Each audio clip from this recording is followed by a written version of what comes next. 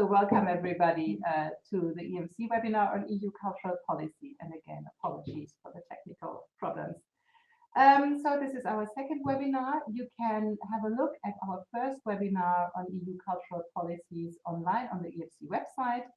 And just as with our first webinar, we will put this one also online afterwards. Our webinar will take approximately 90 minutes, 1.5 hours, including all your questions. So we hope there is enough room for questions. We are very happy that we have our two colleagues, Caroline and Maria, joining us here. They are the moderators. They take all your questions, and you can have your questions asked if you use the little gray question mark at the bottom of your screen. And a lot of you already chatted. That's also perfect. So I'd like to introduce my colleague Katharina Weinert to you. She's the policy advisor of the European Music Council. And my name is Simone Dudt. I'm one of the two Secretary Generals of the European Music Council. So today we are talking about the next EU budget.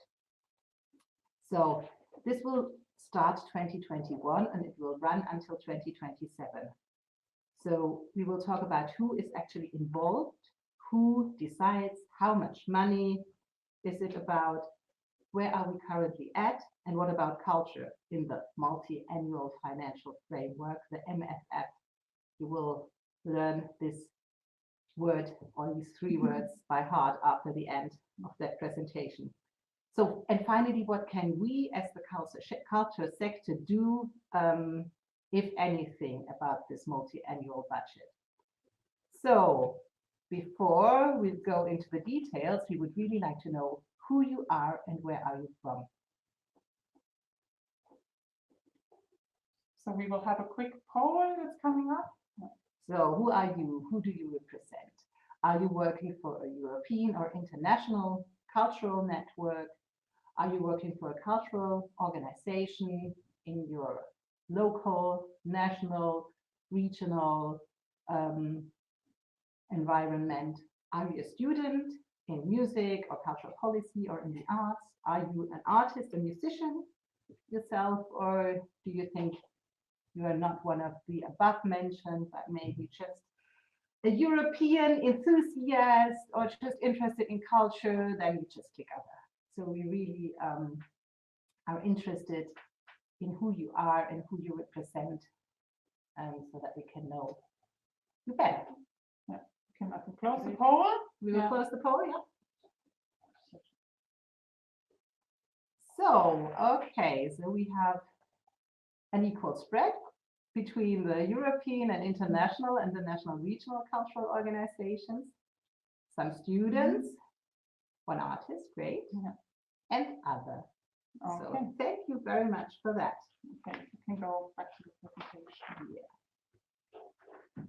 So when we talk about the European budget, the European Union budget, we also have to talk about the EU institutions and who is all taking part in these decisions. So the EU is a really complex structure, and it's made up of different actors who all have a role to play in the decision making. So, of course, I'm sure you all know the European Parliament. We've just elected a new one in May last year. Then we have the European Commission, who is doing all the execution of the policies. We have the Council of the EU, informally called the Council of Ministers. And then we have the European Council, and this is the heads of states, the heads of the governments. So these are actually informally, this is always the European summits, the big summits that normally take place twice a year. So now we would like to go deeper into these different institutions and what is their role in the multi-annual financial framework. Katharina. So we will start with the European Parliament. The European Parliament is the only EU body that is directly elected by the citizens of the EU member states. Until just very recently, the European Parliament had 751 members, And now, since the UK has left the European Union, it has 105 members. In just a second, we will take a closer look how the exit of the United Kingdom has affected the European Parliament. But for now, I just want to take a quick look at more some general items of the European Parliament. It jointly adopts the laws with the Council of the EU, and of course, what's important for our discussion today, it jointly adopts the budget of the European Union, and it supervises all community activities. However, one very big thing that it doesn't do in comparison to national parliaments is it cannot initiate any laws on its own. It does not have the legislative power. In the European Union, all of that lies with the European Commission. So the European Parliament can only react to acts put forward by the European Commission. We will see in a minute the Committee on Culture and Education. For us, of course, working in the field of cultural policy, that is of course very important, very interesting. And it's maybe also interesting to know that there are also more informal debates or groups coming together in the European Parliament, the so-called intergroups. That's when a number of members of the European Parliament say they want to debate certain issues across several committees, for example, and they come to form these more informal intergroups. Currently, there is for culture, there's only one that is more focused on cultural heritage. There used to be one in the last European Parliament, one on culture and creative industries, but currently we don't have any really specific intergroup for the culture sector. As I said before, we want to take a closer look at how Brexit has affected the European Parliament. We have just seen the size of the European Parliament has gone down a little bit. The United Kingdom had 73 seats in the European Parliament, but not all of those have basically fallen away now. 27 of those seats have been redistributed among some of the member states that are remaining in the European Union. This is due to some population growth that has gone on over the last years, and to make the European Parliament more proportional in how many seats each state has for how big the population is in that state. So to see which countries are affected by it, you can see this distribution here. So not all member states get additional seats. It's 14 member states in total that receive additional seats. So, for example, we have France and Spain that get 5 additional seats, and then some other member states with 3, 2, or 1 additional seats that they now have since the 1st of February. And also one thing that's maybe interesting to know, this is something that these states have already taken into account during the last election. So there will be no new elections held now to fill these seats. Those states that are affected by it adapted their legislation on how they elected, so this has already been taken care of. So not only, of course, does it affect how the different member states or the countries that are represented in the parliament, but also the different political groups. The political groups correspond very much to the parties that you know from your national level. So we have, as you can see here, the biggest group, the EPP, the European People's Party, that is the Conservative Party. And then we have S&D, these are the Socialists and the Democrats. Renew Europe, these are the Liberals. ID stands for Identity and Democracy. This is the right-wing group in the European Parliament. The Greens, EFA, it's pretty self-explanatory, the Greens. With ECR, that's the European Conservative and Reformist, and GUE and GL, that's the left group in the European Parliament. What you see here on the very right side, NI, these were members that were not aligned to a specific group. And the 26, as you can see, that's quite a significant number that are no longer in the European Parliament now. That's the Brexit party from the United Kingdom. So obviously they are now no longer part of the European Parliament. With the other changes, you can see some groups are affected more by this change than others. Especially the Renew group has lost quite a significant number of seats because the Lib Dems from the UK are no longer part of the parliament. Also, the Greens have lost quite a significant number of seats, and now the EPP group, which was already the biggest group before, has grown even more, and the right-wing ID group is now bigger than the Green group after Brexit.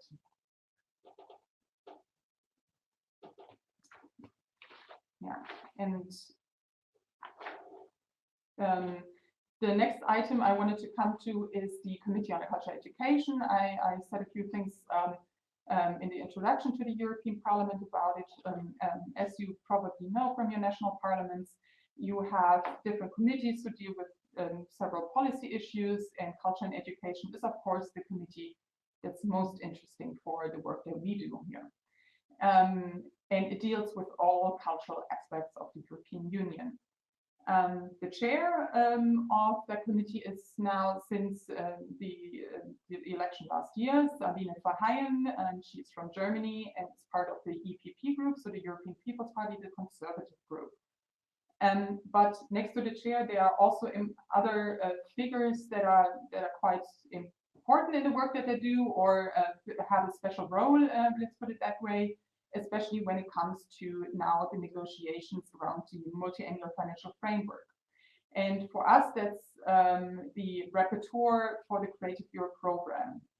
And rapporteur is a member of the European Parliament who is responsible for a specific legislative file, a legislative act, and that's the person who drafts the report of the European Parliament, and is now also responsible to negotiate about the program on behalf of the European Parliament. And for Creative Europe, that is now Massimiliano Smiriglio. He's from Italy and from the Socialist and Democrat group. He is a new member of the European Parliament, so he just joined after the elections last year. The rapporteur before him was also from Italy, Silvia Costa. So under when she was still rapporteur, all the reports we will be referring to about the European about Creative Europe in the European Parliament were still done when she was in rapporteur, but she decided not to run again in the elections. Next to this rapporteur, there are also, of course, from the other political groups, they have what is called a shadow rapporteur. So together with the rapporteur, they work on drafting the report and so on.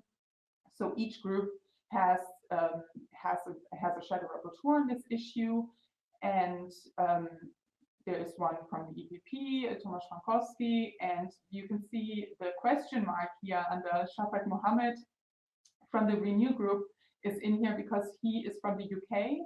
And so for the last few days, since all these big changes occurred, I couldn't find out yet who the new shadow rapporteur for the Renew group is. But for example, the Greens have already named their new shadow rapporteur, because it also used to be somebody from the UK, and now we have a German Green member, Niklas Minas, who is the shadow rapporteur now. And also, as you can see from the other groups, we have our shadow rapporteurs as well. Now that we talked about the European Parliament, we have time to take some questions, and I think Maria or Caroline will pull up some questions for us, if there were any so far. Maybe we can see in a second. In any case, if you have questions that come up during our presentations, you can already ask them, and then we will have the list, because we will have questions after each little part of our presentations. So no questions until now? No? Okay, that's fine. Okay. We'll continue then.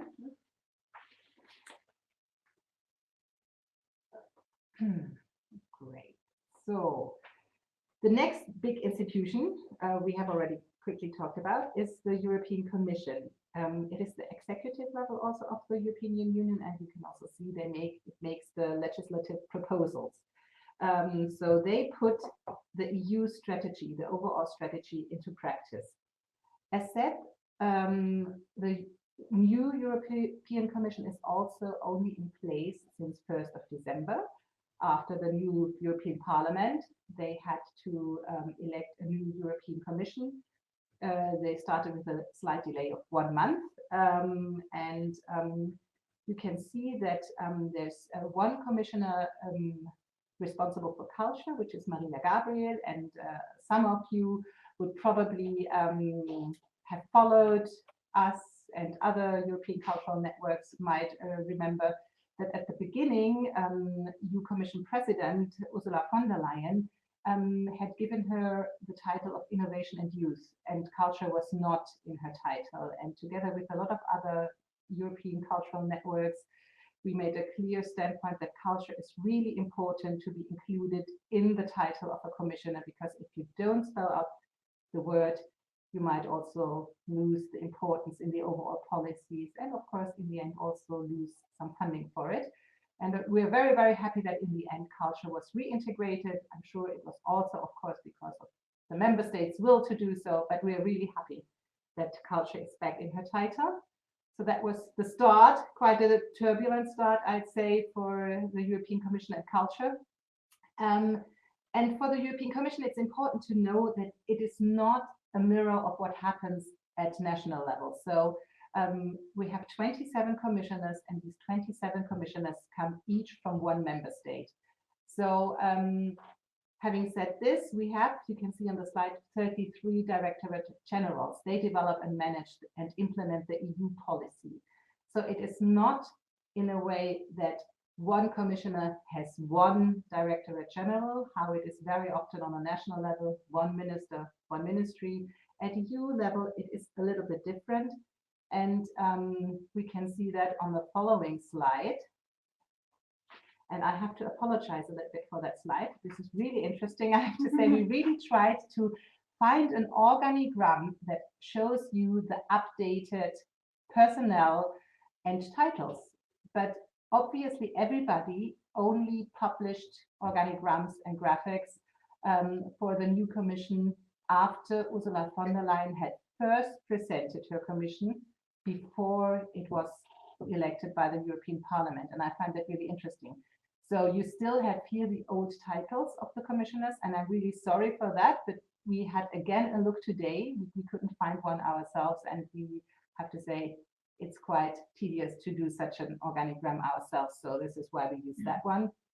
So for Margaritis Klinas, some of you might remember as well, there has also been some controversy around his title. So it's not protecting, but it's now promoting our European way of life.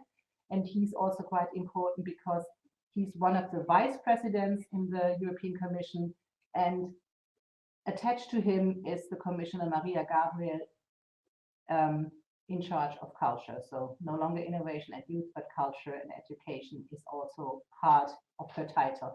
And what I said earlier, one of her her DGs, she actually has 2 DGs. So like I said, not all commissioners have only one DGs that work for them, but several. And you can see on the next slide, you can see it a little bit better. So these are the 2 important commissioners for culture in the European Commission. But of course, we know it, there's a lot of more culture in other policy areas and in other programs, and we will come back to that later. So I will have a look at Maria and Caroline if some questions came up in the meantime. So, okay, good. Then we will continue with the Council of the European Union, which is one of the other big players when we come to talk about the MFF. The Council of the EU, like I said, informally, the Council of Ministers is made up of representatives of each member state at ministerial level. So for culture, finance, education, whatever. And we have, when it comes to culture, there is the Education, Youth, Culture and Sports Council. And they adapt EU legislation through regulations and directives. And what is really important, they prepare decisions and non-binding recommendations. Non-binding because culture is part of the principle of subsidiarity. So culture is the priority of the member states. So everything what can be done in the field of culture on an EU level is only these things that cannot be done on a member state level. That's why all these things are non-binding. However, still culture is important on a European Union level. For that preparation of the European Youth Culture and Sports Council, there is the Culture Affairs Committee. And this committee prepares the work for this council.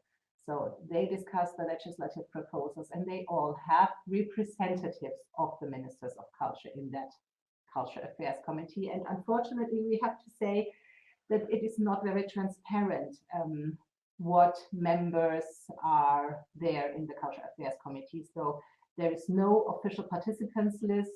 So it is really up to each of us to talk to our national governments, ministries of culture, who they actually send to this committee. So, but it is an important committee when it comes to preparation of decisions. So when we want to influence the council with regards to culture, it is actually important to know who is there. And this is something that you can probably only find out while grabbing the telephone. I think that's important about that. What is also an important committee or council is the General Affairs Council, because here at this council, the cross-cutting issues, such exactly as the MFF, are discussed, and they discuss and meet once a month.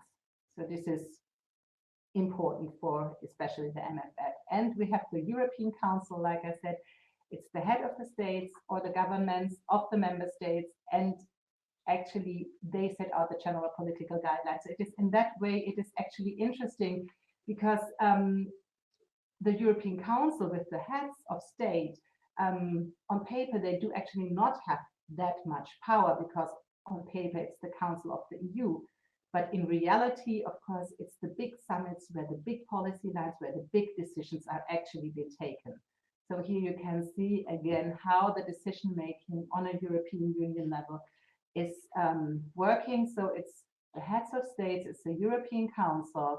They set the general overall policy agenda that has then to be executed on a European Union Commission level.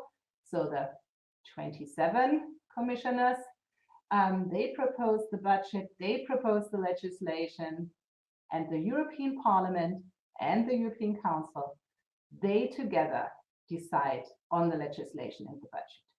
And in this little gray box here, this is where we are at. This is where we can talk with the Commission, with the European Parliament and the Council, and do our advocacy lobby activities to get engaged, to make our voice heard. So this is where we are at. So I look at Maria and Caroline if we have any questions. I see none. So we might be a little bit quicker than 90 minutes. Let's see. So now we go to the key topic of our, we come to the key topic of our webinar today. So the Multi-Annual Financial Framework.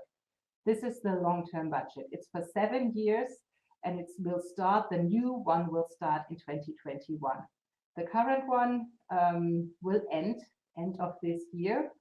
And of course, it's important with every budget, it translates, it mirrors the political priorities, the political strategies. So many cultural and many programs, of course, are part of the budget, such as, I mean, all programs are part of the budget, such as Creative Europe and Erasmus+. All these EU programs are part of this overall multi-annual financial framework. So many cultural projects also receive funding through other programs, such as Erasmus+, The regional development funds are very important for that, but we also have some industry programs such as COSME for the small and medium-sized enterprises. They offer investment and funding for the creative and cultural industries. So there is a lot more. There's also some horizon. So in the research field, there can also be some cultural funding within. So it's not that there's only Creative Europe, but for our presentation today, our focus will be Creative Europe and actually probably even more the culture strand of that. So if we have a look at that, at Creative Europe exactly, in the current MFF, it's this little tiny line, a very little tiny line. And this very little tiny line in the current program and the current budget makes 0.15% of the overall budget. And this 0.15% translate into 1.4 billion euro for the Creative Europe program for a total of 7 years. So Creative Europe has a budget of 1.4 billion euro for 7 years. This is the current situation. So who decides on the budget? So I think we had this little graph, so we might remember who decides the budget. So it's the European Commission who proposes the budget. Then the member states have unanimously to decide on the budget, and then the European Parliament has to adopt it with an absolute majority. So but although the European Council, like the heads of the member states, are not really an actor in the procedure, like I said, on paper, it's the, and we remember that graph, it's the paper, it's the, in the graph, it's the Parliament and the European Council, I mean the Council of Ministers, but in reality, the heads of states have a really big saying in that, and they play a decisive role in really bringing this whole procedure to a close. So this is who decides the overall multi-annual financial framework. So where does the money come from? And that is, of course, now we understand much more and better why it's the head of states, because there's only contributions by the member states. There's no own income. And now I give over to Katharina. Yes, thank you very much. So, okay, the next part is going to be quite technical, but that's how discussions of budgets are. So like Simone just said, what's very important to understand about the budget of the European Union is the European Union does not have any own resources, any own money. It's only the budget is made up of contributions from the member states. So the member states decide what share of their own money they want to give to the work of the European Union. And of course, we're talking about 28 or 27 member states. We're talking about a time frame of 7 years. So of course, we're talking about huge amounts of money. And due to things like inflation, it's often very difficult to compare. Are we talking about 1,000 billion, 1,500 billion? These are gigantic numbers. So what we usually do, or what is usually done to get a better understanding of the size of the budget, is to look at it in terms of the share of the gross national income that member states pay to the European Union. And for 2014 and to 2020, so for the current MFF, the member states have agreed to pay 1.03% of their gross national income each to the EU budget. So all the 28 member states have agreed to contribute this share. As you can see on the slide, this has the addition including the European Development Fund. So this is just something I want to mention quickly on the side. The European Development Fund is used to finance work in or cooperation with the so-called developing countries. So a lot of countries in Africa, in the Caribbean, and in the Pacific, for different historical reasons, it was not part of the normal budget, the multi-annual financial framework, but always outside it. For the future, it will be part of the multi-annual financial framework, but that's why you sometimes have, if you look at the previous years, you have it separate from the regular budget. But for our purposes now, 1.03% of the gross national income for the current budget. So now, of course, when we talk about the future budget, we want to do a comparison. What are we currently paying and what do we want to pay in the future?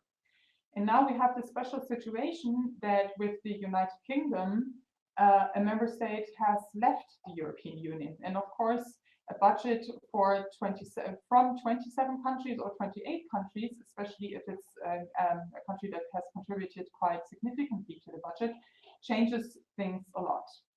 So the European Commission has done a theoretical calculation. So it's very important to know for the next point, this is not something that member states actually pay, but it's just a theoretical calculation. If we want to have the same amount of money that we currently have in the current budget, but it's coming from 27 and not from 28 member states, the share would actually increase from 1.03% to 1.16% of the gross national income. So this is just a theoretical calculation. This is actually if we would have had the same amount of money for these years without the UK, this would have been it. And now we come to the point, of course, what we're all interested in and what's under the big discussion. What is the proposal now for the future budget? So for the Multi-Annual Financial Framework 2021 to 2027, from 27 member states, the European Commission has proposed a budget of 1.114% of the gross national income. And this would roughly amount to 1,133 billion euros for 7 years. So it's of course, it's a huge budget, it's gigantic numbers, but for the rest of the discussion and what you will mostly read in the news and everything, it's mostly talked about in terms of the share of the gross national income. So 1.114% of the gross national income. And another thing is always to keep in mind, because it keeps coming back up several times, that there are some member states that get a discount on their contribution on the share they pay. These are the so-called rebates. This especially concerns the United Kingdom and consequently some other member states, and now especially with the UK leaving, this has created a revived discussion around these rebates. But for what we want to continue now, 1.11% is the number you have to keep in mind. So for the graph, that's surely coming up in a second. It's best to just focus on these last 3 columns that you see here. So in the column, this one here, this shows the financial framework for 2014 to 2020 for 28 member states. So we have a share of 1% of the gross national income, and in the blue one up top, that's the European Development Fund. So in total for 2014 to 2020, these are the 1.03% we just saw before. And now that is the calculation, the theoretical calculation that has been done for the same amount of money, but for the 27 member states, this would have meant a share of 1.16% in total if you combine the MFF and the European Development Fund. And now that's where we get to the proposal, which is being debated now for 2021 until 2027 for 27 member states of 1.11%, which includes already a share for the European Development Fund. So of course, this is a graph that was prepared by the European Commission. And of course, it can be used as a very good argument to say, look, if you want to spend the same amount of money we have spent the last 7 years on all these wonderful funding programs and funds and all of these things, and this but then means if you want to spend the same amount of money and we have this new situation, there has to be an increase for several reasons. And of course, this a graph like that makes it very visible. But this increase that the European Commission is trying to convince the member states of has several reasons. So, of course, with any that you're talking about, inflation and real growth plays a significant role. Of course, the withdrawal of the United Kingdom as one of the main contributors to the EU budget has an effect. But then also comes into play where it's said, well, we have new priorities where we say this needs more investment for the future of the European Union, such as research, digitalization, climate, migration, security and defense, and external action. This will all affect the increase. And the next graph that's coming up is showing the increase that we're discussing. So this is just the increase that each member states would have to pay, because before you've seen we had in the current budget each paid 1.03%. Now the Commission suggests that they should pay 1.11%, and this increase is due to these elements. Inflation plays a big role, economic growth. Brexit makes up a little less than 10% of this increase, and also a big share are these reinforced priorities that where there's an agreement on political level that these are important. That's how this increase in the share from 1.03 to 1.11 comes about. So just really, really important for us is to hear.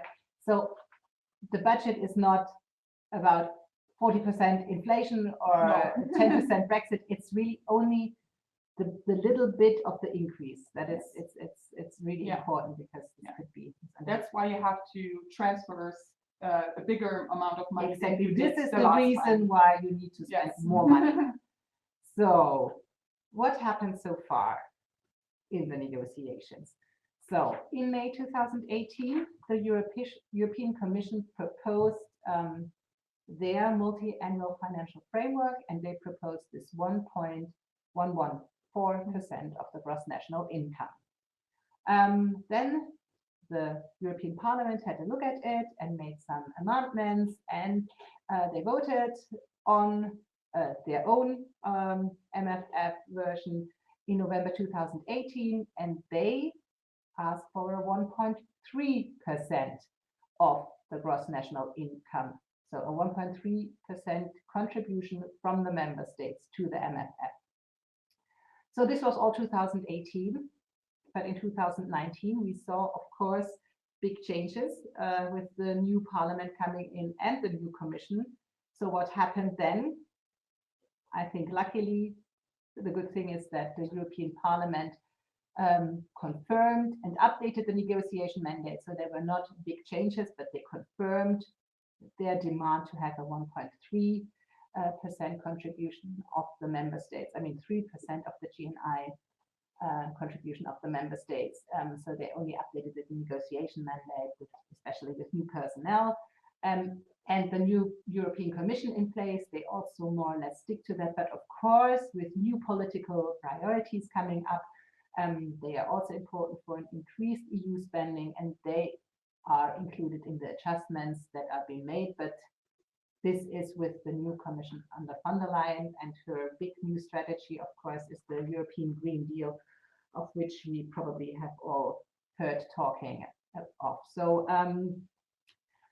for the Parliament, I think some just additional information, what is really nice, in comparison to the current MFF, they actually asked for a doubling of the Creative Europe budget, but I'm sure Katharina will come back to that later again. Even for Erasmus Plus, even tripling the budget. So this is really interesting that the Parliament really asked for more money, but of course they also asked for more contribution. And now comes the other side of the coin, so to say, and this is what happens in the Council, so the member states, because actually those are the ones that have to give the money in the end, and they have to be convinced to spend the money. So there have already been discussions going on under the Romanian and the Austrian presidency, and with the Finnish presidency in the last half of 2019, the Finnish presidency proposed in its negotiating box on the Multiannual Financial Framework a contribution of 1.07% of the gross national income. So this is already quite lower, definitely much lower than what Parliament asks for, and also lower than the European Commission proposal. And on top of that, we also have some members of the European Union that really insist on a maximum contribution of 1% of the GNI. And you see that other graph. You can remember, if you look at the MFF from 2014 to 2020, actually the contribution, including the UK, was 1.003 if you take the European Development Fund. So of course, there are arguments on both sides that you can put in. And so but this is what was discussed in December, 12th to 13th December, under the Finnish EU presidency, and they couldn't come to any kind of agreement. And this proposal of the Finnish presidency on the 1.07, you would want to also see, okay, this is a cut. How would this be cut among the programs? But there is no concrete proposal on the smaller programs. There's only a proposal how such a cut would be distributed among the 7 headings that are in the Multi-Annual Financial Framework, so the programs that relate to the budget. So this makes it really difficult. And like I said, it's really the Council is not in agreement. And so the discussions, so where do we get the money from? It's all about the money. It comes that there are different discussions. So it's not only about how much will every member state give, it's also about content, but it's also about the topic, can the EU get some own resources at one point? Can there be an EU emissions trading system? Can there be a financial transaction tax that could be collected by the European Union itself? Could we have a kind of tax on plastic waste, things like that? So the EU is looking for ways to get its own revenue. So this is highly debated. Then, as Katharina already said, we have the rebates. We all know of the UK rebates. This is a kind of a fixed term, but there are other countries that are also having rebates. Can these rebates be abolished? This would also have an impact on the overall budget. And then, so while there is this group of countries that do not want to give more than 1% of its GNI, there's another group of countries that does not want to accept cuts in the cohesion policy, because the proposal by the Commission and by the Council included cuts of about 10% in cohesion policy, from the Council even 12%, and there are countries that do not accept that. And then, of course, we know agriculture is always a big topic in the EU, so this is also what is discussed. So here we go, a lot to discuss and nothing decided yet, and really actually even no idea of where and when will there be a kind of compromise or common understanding. And now I saw already that some questions were put up, so now we are waiting and happy for your questions. So, can we take part in public consultations, and where can we find information about participation, also consultation outputs? Yes, there are public consultations, and they have been quite some of them at the beginning. So we had consultations, especially after the first round of the Commission proposal. Even the Commission also consulted with the sector, but then also the Parliament. So at the very beginning, at the start of the MFF, the consultation process were launched. And they were also included in the recommendations or the proposals of either the Commission or the European Parliament. You can actually, I mean, maybe not now openly in in the webinar, but we know of some, paragraphs that we know that they are included now because of some of our interventions. Yeah. But we will, after the webinar, when we post the webinar on our website, we will also include some additional links, and we will make sure that we include the report on the Creative Europe consultation in those links as well. We can include that. Definitely. Yeah. Yes. Next. How can national organizations advocate for European matters at national level? Well, that's a very, very good and important question, and I think we have several ideas. And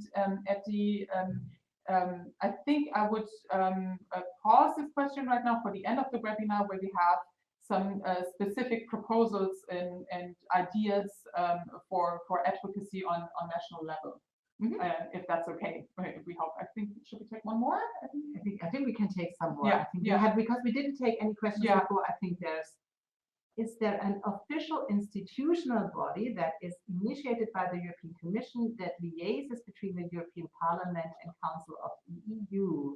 That's interesting. That's interesting. I don't know that there is not an official institutional body. I think that would even create more institutions. But of course, the Parliament and the Council, they are negotiating. So there are negotiating teams from the European Parliament. So there's a smaller group of MEPs who will have the mandate to negotiate for the MFF overall, and then for all the specific programs. And so there is a smaller group of parliamentarians who negotiate with the Council of the EU, and of course the presidency when it comes to especially also the MFF. Of course, the presidency, which changes every 6 months, has a particular role in that. Yeah, and all that is actually, so it's not an institution, but there is a definite title for that, and that's the trilogue. So everything, when it comes to the MFF, everything is discussed with the three institutions, the member states, the Commission, and the Parliament, and representatives from these three institutions participate in the so-called trilogue on the specific programs, and there they discuss the content and the budget, and it always depends on the overall budget. So we take one more, I'd say.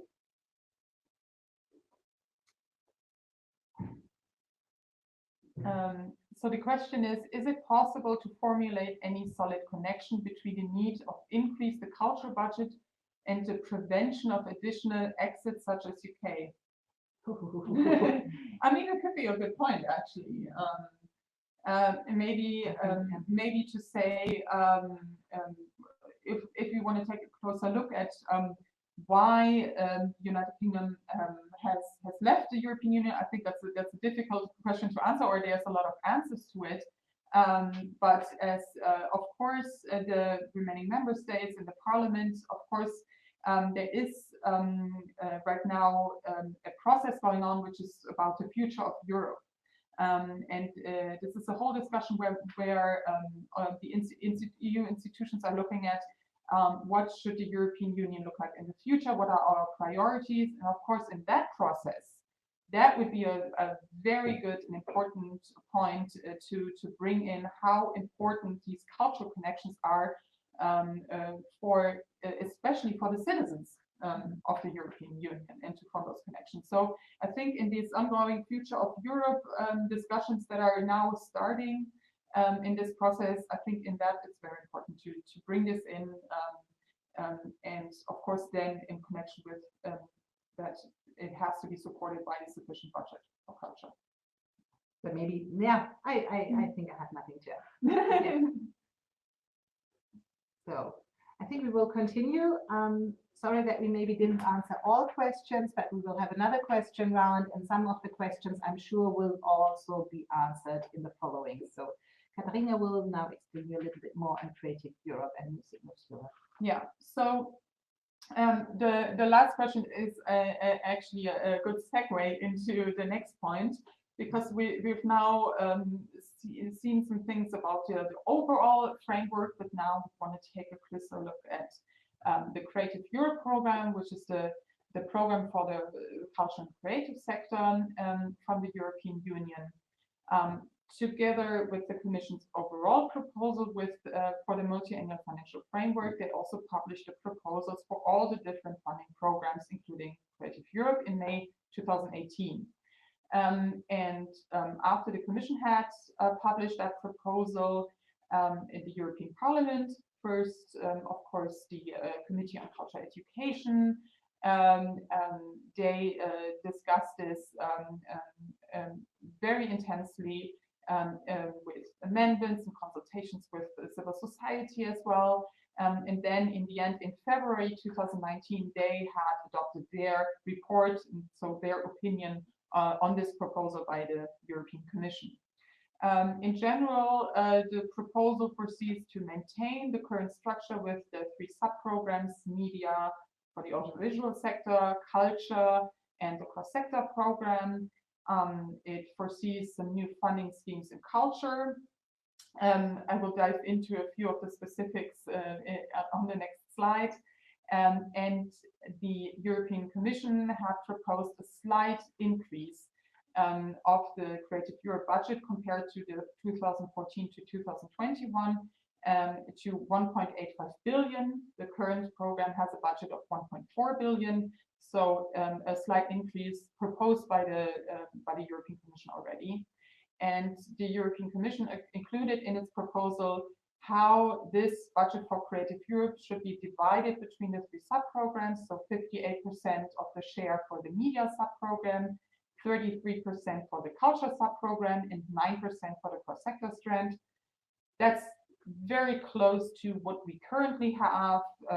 More change. These are more affected is the cross-sector program, but more on that in a minute. The European Parliament, on the other hand, when it came to the budget, very much followed a call that was issued throughout the cultural sector to double the budget for Creative Europe. So the European Parliament proposed a budget of 2.8 billion euros, so doubling it from the current 1.4 billion. So what, as I said, what is proposed to remain the same is the structure with the 3 sub-programs, and especially when we look at the culture sub-program, also to keep the cooperation projects, the network funding, the platforms, and also to keep the special actions that we have in there, the European Capitals of Culture, the European Heritage Label, and the EU Culture Prizes, which include, for example, the Music Moves Europe Talent Award. Some of the changes is in the culture strand, more sectorial actions, so more funding strands that are just focused on one specific cultural sector. So there were proposals in there for music, architecture and cultural heritage, design and fashion, cultural tourism, and book and publishing, which already had the literary translation strand in the current program, but also a more focused sectorial approach there. Also, a new introduction is the individual mobility funding for artists and cultural and creative operators. So it's a very new addition, because so far only organizations, often within a consortium of several organizations, can apply. And this individual mobility is an idea of making it possible for individual artists to apply for mobility. And maybe just to add, this is currently also tested, I think, under the name of iPortune. It was last year. Last year there was a test how this could potentially look like. And a big change that affects the cross-sector strand is the guarantee facility for the cultural and creative sector, which is currently in this cross-sectorial strand of Creative Europe, is not part of Creative Europe anymore, but it is moved to the InvestEU fund. The InvestEU fund brings together several other guarantee facilities from not just cultural and creative sector, but from many, many other policy areas, and to combine it under this one roof of the InvestEU fund. And that's why you also see especially the share of the cross-sector strand going down a little bit within the Creative Europe program.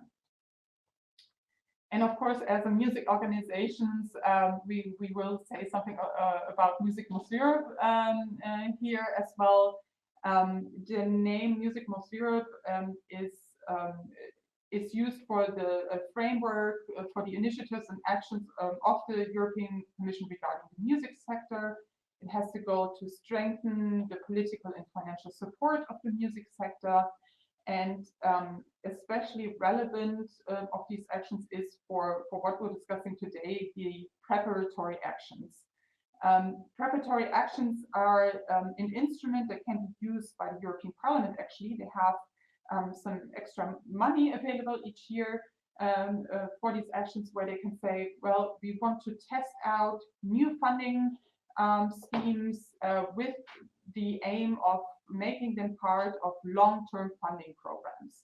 So that's what they have done with Music Most Europe in 2018, 19, and 20, which is the maximum number of years that you can have a preparatory action, maximum 3 years, to see if when you want to integrate a music funding into Creative Europe, what is the need of the sector? How can this look like? So we had over the last years calls for which focused on training and professionalization of small music venues, for example. Currently in the proposal, it's still quite broad and vague of what the sector funding could look like, but the preparatory action could give you an idea. Not a specific answer, no certainty yet for sure, but maybe that's the direction this could go in.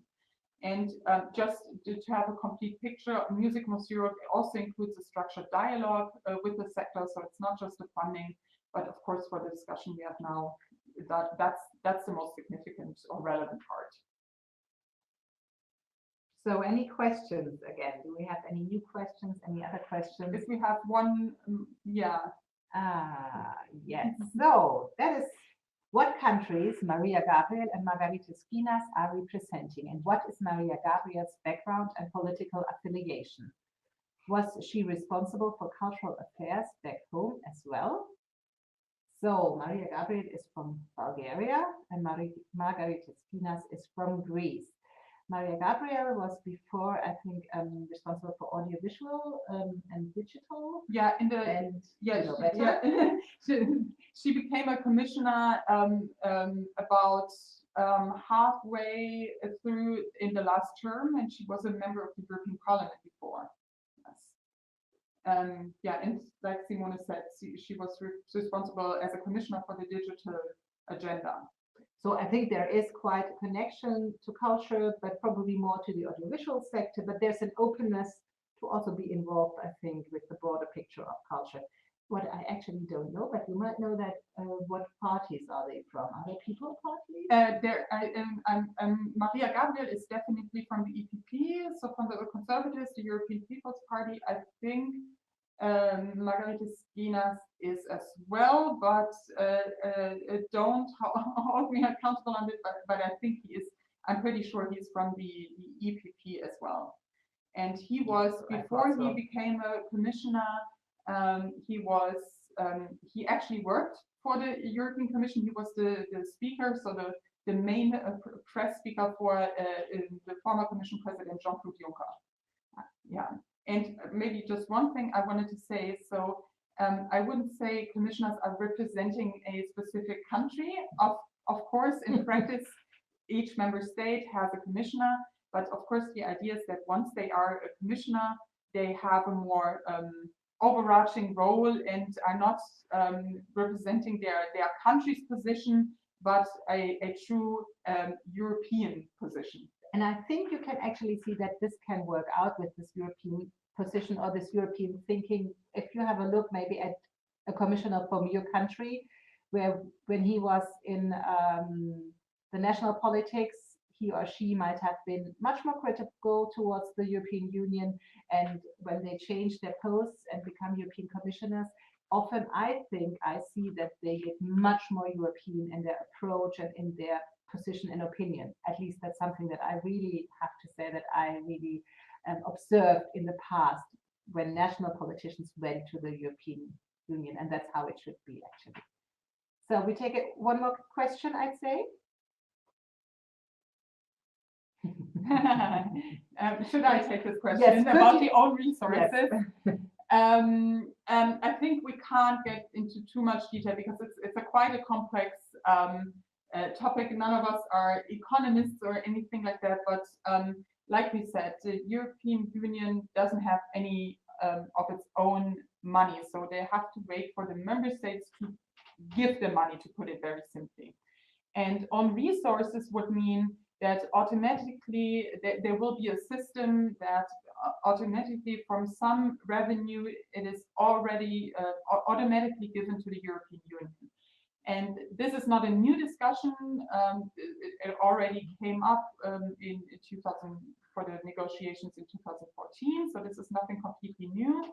But especially with UK leaving, things have changed and have accelerated this discussion again. And like Simone explained this before, there are some ideas that are being discussed as, for example, introducing a tax on plastic waste, and this tax then would automatically go, or the revenue from that tax would automatically go to the European Union. But like I said before in the previous question, there are some texts and articles that dive a lot more deeper into the different options there and what is being discussed, and we will upload this with the further links and information. Yeah. So I suggest that we continue and take some questions. Yeah, we will continue now, and I think in the end we have more time for questions. Exactly, that's what I suggest. Yeah. So coming back again to the Multiannual Financial Framework. So, like I said, the member states have not come to an agreement at all in its last meeting in December at the European Council. So, what is the next, or where are we now? What comes next? Next comes a big special summit of the European Council on 20th February 2020. What wonderful figures. I don't know if they're wonderful. Let's see. Let's see what it comes up to. Well, 20th February 2020 is a really important date because that's when the member states, the heads of governments, will sit together again and try to find a compromise on the Multi-Annual Financial Framework. So Charles Michel, who is the president of the European Council, has called this special summit. And this first half of 2020 is under the presidency of the Croatian government. So we are assuming that Croatia is currently preparing its proposal, its negotiation box for the Council. So following up on what Finland has suggested, proposed, but as there was no agreement found, I assume that Croatia is now working out a new proposal, but we don't know what that's going to look like. So this will be a very big and important date, and we will come back to our role in that. But at the same time, all the trilogue negotiations, so what we described earlier between the Parliament and the Commission and the Council, go on the programs for Creative Europe. They are currently on hold because they cannot agree on where we are at. So this is where we are now. And as you see, it's quite difficult. It's quite fixed. So people, each side has its own position. We want this amount of money. No, we don't want to give that amount of money. So of course, in the big political interest, it's to try to find an agreement. But still, what is important for us as the culture sector is to stay involved. So we have been involved, like one of the questions earlier, we have been involved with open consultations, position papers. We were in direct contact with the Commission and the European Parliament. There have been stakeholder dialogues and open letters, and we have been also in direct contact with members of the European Parliament. So that is what happened already. But of course, it's important what we can do now. And I think we have to continue what we have been doing. So you can see here, we are working, of course, closely together with Culture Action Europe, of whom we are a very proud member, and we are very happy because they're also doing very valuable work directly in Brussels for culture. So this is a campaign that you're all invited to look at and to also use. And here you can find, under this link, you can find a collection of joint statements across the music and the culture sector for the importance. So what you were asking before, so more the overall narrative, why is culture important for the European Union? So not only budget-wise, but content-wise, it's important. As well as why do we really have to get this bigger? So also on the budget, why do we have to have a bigger budget? Because we can't say culture is important and then not giving it any money. So this is where we're at, and this is why we now have said, make your voice heard. 20th February, this is the next big summit. And what we should do out now is to write letters to the Finance Ministry, to the Foreign Affairs, the Culture Ministry, the National Parliament and respective committees to say, look, okay, maybe you cannot agree at the moment on the overall multi-annual financial framework. Maybe it has to be cut. This is, of course, political decisions that have to be made. But what is important from the culture sector is that you do not cut this super very tiny little bit of budget that you have provisioned for culture. This is the problem is with the Finnish proposal of reducing the contributions from the member states to 1.07, or even some members saying they only want to give 1% of the gross national income. The problem is, as long as we don't know how these cuts will translate to the different programs and the smaller programs, we assume that they cut across, that they cut percentage-wise. And if that is the case, Creative Europe would have less money than it has in its current programs.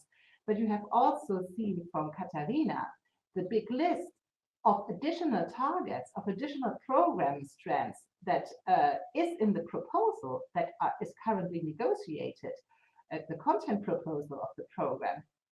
This doesn't match. So you cannot cut a budget and put more tasks on a program and then give less money. So this is why we need to talk to them before the 20th February to say, give culture the money it deserves, because whatever the overall budget, they can cut it, but do not cut culture. I think that would be one of the key messages that we really have to come across. And with that, we would leave our presentation. There is this link. You can download the letter from Culture Action. It has been already translated in some languages, so you can really just use it.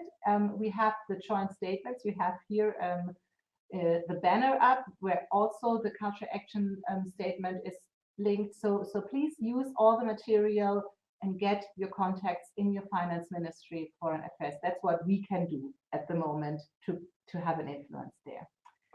So now we're ready for more questions. Okay, that was what we had. Not really the rebates. I will give that to you, Katharina. Okay. The rebates, like I said, it's we're trying just to give you a reminder. Basically, under Margaret Thatcher, maybe you have heard of this famous sentence: "I want my money back." Basically, this goes back to a time when the UK contributed, of course, a large amount to the budget, but it didn't benefit from the direct payments to farmers as much as other countries.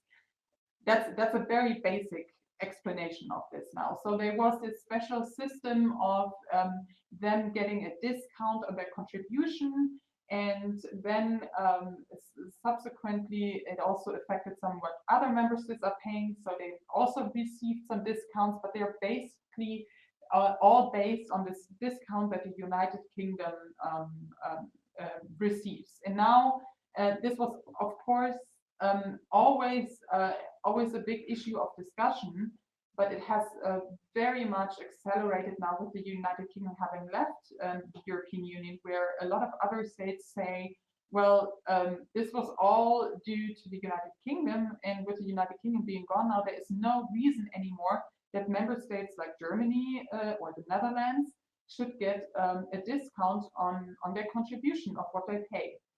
And that's basically a discussion that we have now, and obviously those states that get the discount don't want to give it up so easily. But it goes back several decades when the United Kingdom paid in a certain amount but didn't receive as much repayment of it as other big member states. But again, with the links we're going to put up, there will be more explanations about this. Next question. Is the EMC in a position to be an umbrella organization to coordinate some European music teachers organizations like ESTA, EPTA, or ECTA, helping them to get something from European? This is very interesting. So some of those, I know that the European String Teachers Association are already a member. So we are an umbrella, a network organization for all the music organizations and all the music sectors. And so we are open to all these organizations and open to everybody else. But helping them to get some European funding through Creative Europe, I think this is what we always try to do with some of the webinars or some workshops that we are doing. But let's put it that way, concrete help in a way as a Creative Europe desk could do. This is not our role, because for the very concrete help, it's the Creative Europe desk. But what we can do and what we do is, of course, we matchmake, we advise. I mean, we're always there, to help and advise. But you know, to go through an application, this is what the Creative Europe desks are doing. But for sure, we are open for questions and helping. Happy to help. One more. Okay, what will the music part look like, more or less? Will there be a support for individual musicians? Well, we would like to know, and like I said, it's in the current, what the European Commission published in a proposal and also in the report from the European Parliament, it's still quite broad and not very specific, and not explaining in detail what such a funding could look like. What we have seen with the preparatory actions, they have tested and different themes, different parts of the music sector. Like I said, a lot of response was received on the call when it came to professionalization and training, music education. So there seemed to be a high demand in the sector for something like this. So I think chances are there that there's high response, but it's really a little bit too early to tell. And of course, it will also depend, like Simone explained, on what is the budget for Creative Europe going to look like overall. Because if we have a reduction but additional funding strands, of course that limits the possibilities of what can be done.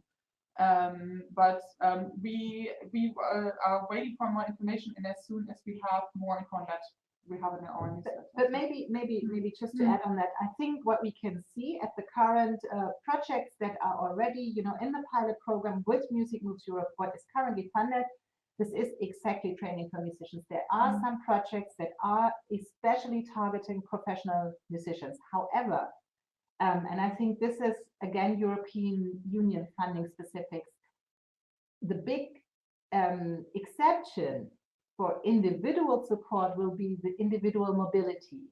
What you can probably not expect from a Music Moves Europe program, as far as I understand, is really individual musicians being able to apply. So you can see from programs that are currently running, it's, for example, music information centers. They are running programs for individual musicians, but it's then the music information centers that are running the programs for the individual musicians, and they have received the European Union funding. So I don't think that Music Moves Europe will offer the possibility for an individual musician to apply. However, the projects will be targeting individual musicians. And the only exception is this iPortunus that was tested and what would probably also be included in the future on the mobility. So that's what I would like to add there. Yeah, next question. Yeah. So. Well, I don't, the ongoing moves, I saw that already in the chat, and the problem is maybe, Mariano, you could check what you, to which unwanted trends you refer to. For me, if I read it, I look at the overall shape of democracy in Europe, and we align, or also with Culture Action Europe and Free News. They have just done a report on freedom of artistic expression. They have presented the report in the European Parliament in January from Free News, where all that is listed and claimed to be more open. But I don't know if this is what you're targeting at. It's very, so this is something that we are currently working on. Everything we do is based on the 5 music rights of the International Music Council, where the first right is freedom of artistic expression. And as we speak, we are preparing a statement that reflects on the Free News report, where especially musicians are targeted as one of the artistic disciplines of censorship. So this is what we're also working on, but I don't know if this is what you mean with unwanted trends. This is so vague that I don't really, that's what I answer to that question. Let's put it that way. Yeah. So we take one more. Yeah. What are the most attractive music program proposals from the point of view of Creative Europe? What shall one focus on? Well, maybe one thing we should also mention is that yes, we talked about this sector-specific funding for music in Creative Europe, but that doesn't exclude music projects in the cooperation projects, in the networks, and in the platforms, for example. And that part of Creative Europe has always been very, very broad. So you don't have these very targeted specific calls in there that ask for very specific things, but it rather allows you to a certain extent to be really free in what you're doing, as long as you adhere to certain conditions, like having a number of partners from several countries and things like that. Of course, there are always priorities, but with something like either digitalization or audience development, but also cross-border exchanges, for example. So they can be quite broad. And in general, and that's my personal opinion, I would suggest focus on what you want to do, what is your priority, what you think is important, and then look for where that best fits your program. For example, if you work in music education, then maybe Erasmus Plus is even a better fit for you than Creative Europe. So there are several options there. Yeah. I would just like to add something on the question, because from the point of view of Creative Europe, maybe I'm too nitty-gritty, and I apologize for that. But of course, Creative Europe is a program by the European Union, and proposed by the European Commission.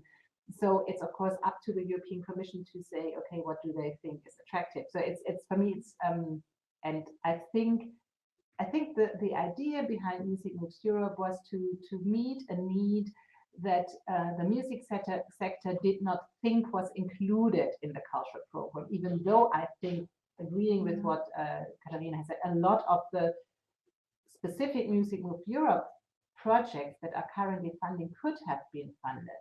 But obviously, the music sector did not feel that this was already possible under culture. So it really has a big potential, this specific focus, to broaden also the music sector that benefits from Creative Europe. And for that, I think it's super great and super important that we have this Music Moves Europe program.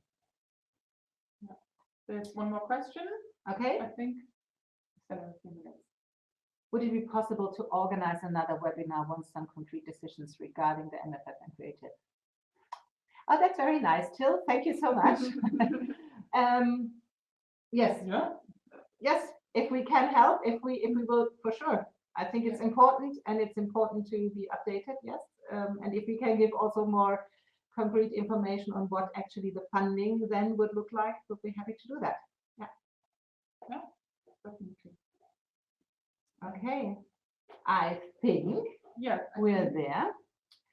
Thank you, everybody, for joining us here on the webinar, even though we had a silent start.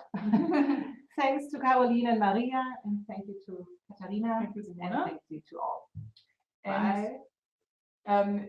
of course, like we said, recordings, links with further information will be on the EMC website, and have a little patience. It will not be up there within the next 5 minutes, but very, very soon.